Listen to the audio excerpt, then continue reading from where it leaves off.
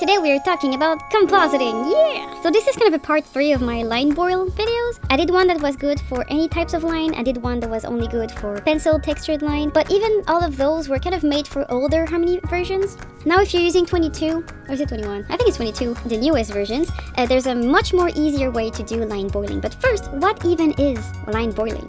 So to keep a character alive in animation, one thing is that even if you have like what we call a still frame, when a character doesn't move, to redraw the character every few frames, because otherwise it would just be lost in the background. This is comparable to if you look at a human being in a setting or something.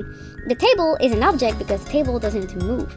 We humans or animals or plants, like we always kind of jitter or move in a way, like we cannot stand completely still. Otherwise, we would look kind of weird, like these like street performers who look like robots because they actually make the effort of not moving. So in animation, to keep a character alive and not make it look like a prop or like a piece of the background that you know is gonna move. Yeah, I'm talking about you, piece of the background of these like Anna Barbara cartoon that was colored different in the background and we knew you were gonna move. And this is an important aspect too. To keep a character alive like that is nice, but it is a luxury. It is expensive because then you can't have a still image. You always need to redraw it. Nobody have budget for that. It's much more akin to like feature films or Disney movies and stuff where they had the budget to literally redraw a character. But if you look at the Wacky Races or the Scooby-Doo show, you would have character that would stand still because they would save money. So, we know that line boiling, like the actual technique of redrawing an image so that it boils, so that it feels alive, is expensive. So that's why even today, if you look at shows like cutout animation and even traditional animated shows, you will have still frames of characters not moving and we will not redraw them because we don't have money. So lately, people have been looking for cheap ways to do it. And like I said, fortunately for you in Harmony, it is possible in a few different ways. But even these methods were kind of clunky and hard to manage, and oftentimes on a compositing standpoint, they would be heavy. Like they took a lot from your computer to make it possible and they were kind of hard to make work. So at Toon Boom, they were looking for a solution for that, and it took a while, but they eventually found a very nice solution, and it's called the animated pencil texture node. And that's what I'm going to introduce you to today. So the animated pencil texture node, like I said, it will allow you to have a drawing live even though you don't redraw it. So I'm going to show you here as an example. I have my little animation of a ZeBirdBrain here with a bat. So the first couple frames is just a still frame, like it doesn't move. So it's also what we call like a hold frame. So it doesn't have animation. But if I go into my render view and I look at my animation and I click here, you're going to see that the line kind of jitters a little bit. So I'm going to zoom in on the face here and you're going to see if I click, depending where I click, the line is going to change. So on the long run, this kind of makes it look like you have redrawn the image. Okay, so I'm gonna make it play just so that you can see. So this looks like if you redrew the image. So this is line boiling. All I did is put the animated pencil texture node, and this is what we get.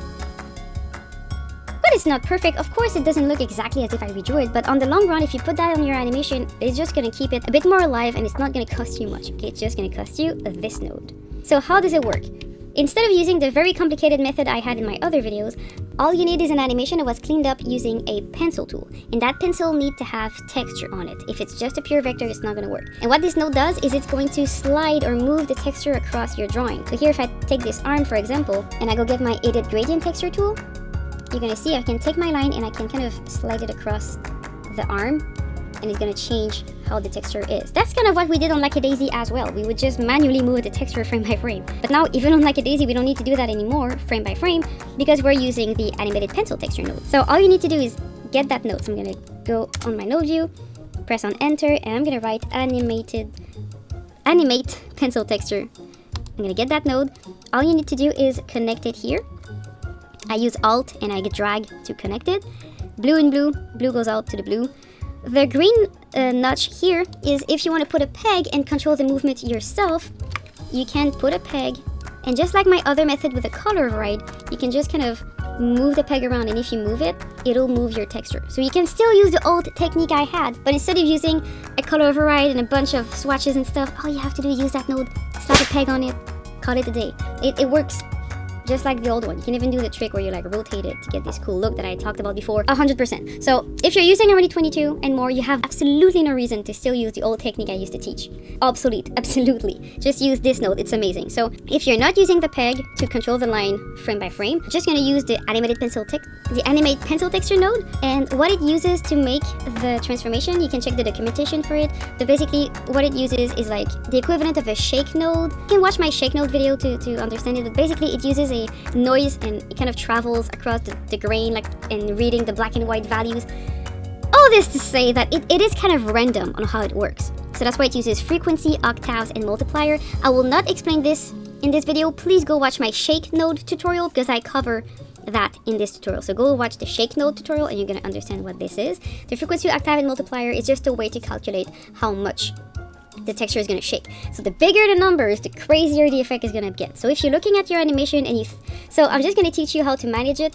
If you look at your animation and the jitter is too much, just make these values less. If you think it's not enough, then pump up the numbers, okay?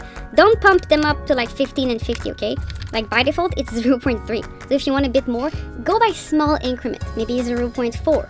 5 or 6 or something, right? Go with small little things. And honestly, that's mostly all you need to do. There is a lot of more you can customize, but this is more like if you really know what you're doing, like you're working in a studio and doing your show and you have experience, you know these. If you're just starting out, you just want a fun way to line bolt your shit like very fast, just play with this a little bit, like it'll be fine. The other thing that is important is you have the hold mode. You have hold value, dynamic with moving holds, and hold between stop motion keyframes. All of these are very well explained into the documentation that I will link into the description. But basically, dynamic will shift your line each time you have a new drawing. Hold value will shift the line each certain frame. That's what I have. At the moment, I have hold value with the value of 2. So here in my timeline, I'm gonna see 2, 2, 2, like groups of green lines, and this is because my line is going to shift every 2 frames. If I put 4 here, then you see here it's going to shift every 4 frames. So that's the hold value. I do like that because it's easy to manage. Then you have the hold between stop motion keyframe. So at the moment, my layer doesn't have stop motion keyframe, so it just goes on ones. You have the dynamic, which is one of my favorite because dynamic is going to only shift your texture when you have a new drawing, as you can see. And then the one I use all the time is dynamic with moving holds. So it'll shift the line every new drawing, but if your drawing stands for too long, then it's going to use the hold value. So as you can see here, my hold value is 4. So my line is going to shift every 4 frames, and it's also going to shift each time I have a new drawing, even if the drawing is not 4 frames long. So that is very interesting. You could also use a smaller value here. I'm going to show you. It's 2, so it's going to shift every 2 frames, but also every new drawing. And every time you also have like a keyframe that is moving your animation, it's going to count as a new drawing. So that is important to understand. So it's every new drawing, but also every time your keyframe moves your drawing. So it's really like every time you have like a new image, in a way, it's going to shift your line. So that's how it works. And yeah, the rest you just have to kind of figure it out on your own and just try it, and it should be good. So I hope this was helpful, and I'll see you again in another tutorial. Goodbye.